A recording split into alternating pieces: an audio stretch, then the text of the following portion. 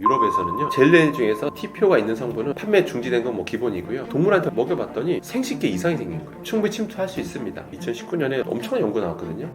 을 많이 한 사람일수록 유방암 검질 가능성이 높더라. 염색 파마에 대해서 딱 두 가지만 기억하시면 됩니다. 뭐냐면 유럽이 젤레의 성분인 TPO를 강력하게 금지한 가장 결정적인 이유는 무엇인가요? 사실은 저거 사실 얼마 안 된 일이고요. 지금 올해 중순에 있었던 일입니다. 유럽에서는요, 젤렌 중에서 특정 성분 TPO가 있는 성분은 일절 판매 중지된 건 뭐 기본이고요. 보통 중지하더라도 뭐 유예기간 주는 경우가 있거든요. 보통 뭐 내년부터 생산 금지 뭐 이런 경우가 있는데 이번에는 너무 강력했어요. 그냥 매장에 진열되어 있는 것도 다 회수해라. 절대 더 이상 유통되면 안 된다. 그럼 전문가용은 괜찮지 않습니까? 전문가고 뭐 어떤 전문가서 써도 안 된다 라고 너무 강력하게 한 거야. 그럼 도대체 뭐 이유가 있을 거 아니에요, 그죠? 당연히 그런 안전과 관련된 위원회가 있어요. 유럽에 위원회가 있는데 최고 전문가들이 모였어요. 그럼 당연히 독성 결과를 가지고 이제 논의를 하는데, 거기서 어떤 결과가 있었냐면 그 TPO라는 저 성분 가지고 동물한테 먹였습니다. 먹여봤더니 생식기에 이상이 생긴 거예요. 생식기. 자, 이 결과 가지고 이제 위원회에서 이제 위험하다라고 한 거예요. 근데 우리가 보면 좀 이상하지 않아요? 근데 아니 이게 젤리에 바르는 건데, 근데 아니 먹는 섭취 독성 가지고 금지시켜? 뭔가 이상하죠. 그러면 그 위원회 사람들은 바보여서 그런 생각을 했을까요? 그것도 아니겠죠. 나름 최고의 전문가들이잖아요. 이유가 있었습니다. 그 전문가들 의견 중에서 어떤 게 있었냐면, TPO라는 성분이 피부에 침투에 들어갈 수 있다. 실제 TPO만 바르면 침투에 들어가요. 충분히 침투할 수 있습니다. 그러니까 저렇게 먹었을 때 저 정도 독성이 있다면 이게 발랐을 때 침투에 들어갈 가능성이 있기 때문에 이것이 향후에 어떤 영향을 미칠지, 또 성분 하나만 들어오는 게 아니잖아요. 젤렌 내 성분이 총 종류가 많거든요. 여러 성분이 같이 들어왔을 때 어떤 복합 독성이 나타날지 알 수가 없으니 사전에 미연에 방지하자. 그래서 TPO가 들어간 거는 다 금지하자라고 나온 거예요. 그렇게 보시면 됩니다. 그러니까 항상 유럽은 이렇게 늘 선제적이에요. 선제적 조치에 늘 최고 1등이다라고 보시면 되겠습니다. 아무튼 그렇게 해서 아무튼 이제 금지하자 한 거고, 현재 영국조차도 내년에 바로 이제 영국이 유럽 연합 탈퇴했잖아요. 근데도 항상 유럽이랑 항상 궤를 좀 같이 해요. 그래서 유럽에서 그런 경우가 나오면 영국도 보통 따라하는 경우가 많습니다. 그래서 영국도 내년에는 이제 금지할 것으로 보입니다. 현재 한국과 미국은 아직 논의하고 있지 않다 라고 보시면 되겠습니다. TPO는 젤레일에서 어떤 역할을 하는 성분이며 왜 대체하기가 어려운 물질인가요? 일단 TPO라고 하는 거, 일단은 이거는 어떤 역할이냐면, 저희는 저거를 광개시제라고 부릅니다. 광개시제. 빛을 받았을 때 뭔가 게시한다는 뜻이잖아요. 이게 뭐냐면 빛을 받아서 여기서 무슨 라디칼이라는 게 나와요. 그러면서 이제 다른 물질의 화학 반응을 이제 유도하고, 그러면서 결과적으로 딱딱하게 만들어져요. 그러니까 한마디로 이 광개시제라고 하는 거는 무조건 있어야 되는 성분이다라고 보시면 됩니다. 그러니까 무조건 있어야 되는 거예요. 네. 그래서 물론 이 TPO 성분에 대체제도 당연히 있습니다. 대체제도 있어요. 근데 왜 TPO를 사람들이 다 업계에서 좋아하냐면 너무 성능이 좋아요. 성능 좋고 값도 쌉니다. 왜? 이미 대량 생산 체제가 잘 갖춰져 있기 때문에 싸게 만들어요. 그러니까 싸고 성능 좋아. 그러니까 안 쓸 수가 없는 거예요. 그러니까 지금도 우리 이 구독자님들이 집에 혹시 젤레 제품 갖고 계시다면 성분표 한번 읽어보세요. 그러면 TPO라고 적혀있는 걸 흔하게 발견하실 수가 있겠습니다. 동물 실험에서는 생식 독성이 확인됐는데 이 결과를 사람에게 그대로 적용해도 되는 건가요?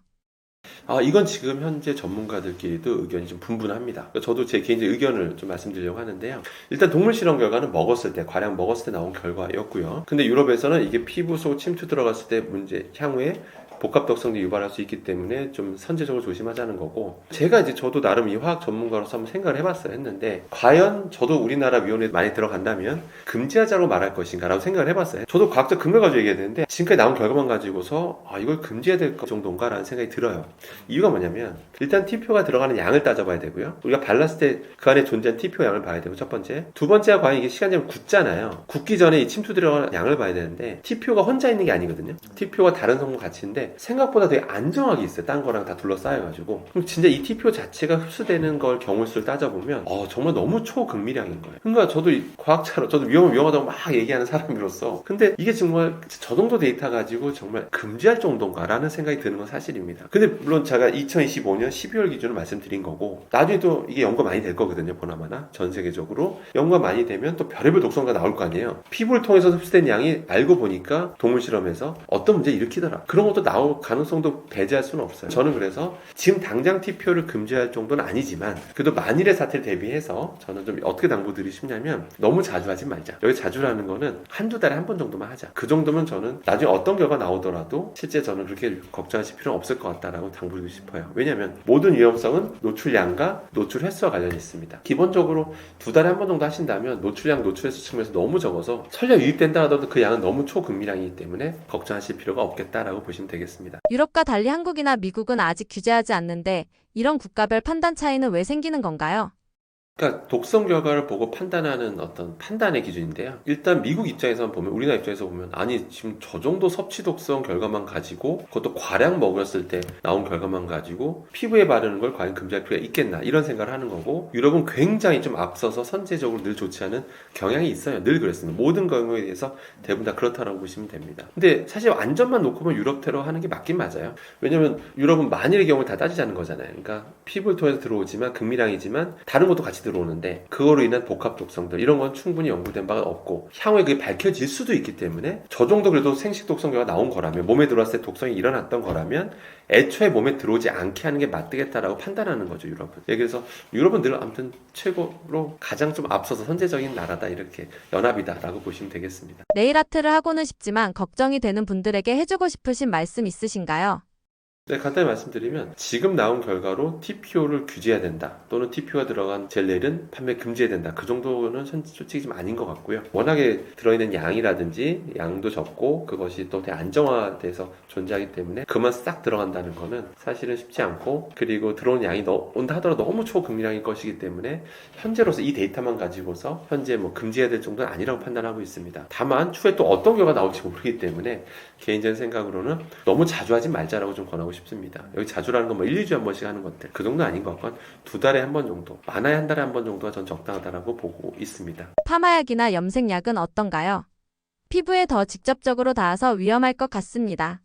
2019년으로 거슬러 올라갑니다. 염색약 논란이 한 번 다 있었어요. 뭐냐면 2019년에 엄청난 연구가 나왔거든요. 뭐냐면 염색을 많이 한 사람일수록 유방암 걸릴 가능성이 높더라, 이런 연구가 나온 거예요. 전 세계적으로 난리가 납니다. 전 세계적으로.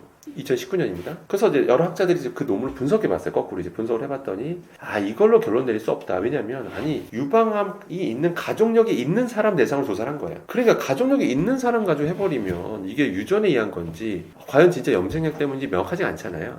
그래서 유야무야 넘어갑니다. 그렇게 그냥 훈훈하게 그냥 마무리돼요. 그러다 갑자기 2022년이 됩니다. 2022년에 또 어떤 충격적인 논문이 나오냐면 스트레이트 파마를 많이 한 사람일수록 자궁암 걸릴 가능성이 높더라, 그런 것도 또 연구가 나온 바가 있어요. 또 난리가 나죠. 그 난리가 나서 이제 스트레이트 파마하면 안 되는 거야? 막 이런 얘기들이 나오고 있었고, 그런데 저는 그 논문에서 뭐라고 판단하냐면요, 일단 스트레이트 파마 자체가 영향을 직접적으로 줬다기보다 그것도 있을 수 있지만 스트레이트 파마를 많이 한다는 게 뭐죠? 평소에 외모에 관심이 많은 사람이라는 얘기죠. 아무래도 이것저것 더 많은 화장품이나 이런 것들, 화학약품을 더 많이 쓰거든요. 예를 들어서 스프레이를 뿌리다 더 많이 뿌리겠죠. 그걸 또한 더 많이 흡입하게 됐을 것이고요. 또 화장품도 더 많이 바를 것이고, 실제 참고로 화장품을 많이 바른 사람일수록 천식이 더 많이 나타난다, 그런 연구가 실제로 있습니다. 그러니까 아무래도 그런 케미컬에 더 많이 노출된 사람일 가능성이 크기 때문에 파마만의 원인이라 단정 지을 수 없는 논문이긴 해요. 근데 다만 우리가 뭔가 참고할 만한 논문이었다 정도 보시면 될 것 같습니다. 그래서 염색 파마약 논란은 지금 계속 진행되고 있고요. 사실은 있는데 저는 항상 당부드리는 게 있어요. 염색 파마약에 대해서 딱 두 가지, 그냥 두 가지만 기억하시면 됩니다. 뭐냐면 두피에 닿는 거를 최소화하셔라, 이런 말씀 드리면 이런 얘기였어요. 아니 두피에 안 닿고 어떻게 해요? 라는 질문을 하십니다. 그래도 최소화하셔야 됩니다. 가끔 두피에 그냥 당연히 좀 닿을 수는 있죠. 근데 바르면서 빗질을 하면서 바르잖아요. 그래서 거의 찍어 누르듯이 하시는 분들을 봐요. 제대로 하기 위해서 찍어 누르듯이 두피를 거의 막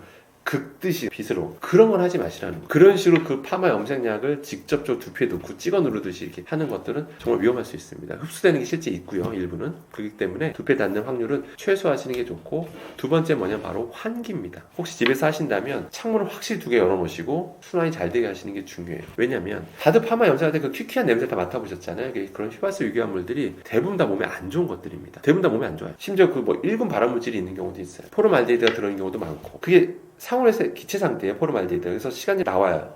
뿜어져 나오면 그걸 다 들이마시는 겁니다. 그래서 몸에 안 좋고요. 그래서 결론은 가장 위험한 분들은 미용업에 종사하시는 분들. 그분들은 수시로 그런 걸 계속 하루 종일 매일 계속 맞고 사시니까 제일 안 좋고요. 근데 집에서 하시는 분들은 갑자기 늘 환기를 잘 하셔야 된다. 그것만 기억하시면 되겠습니다.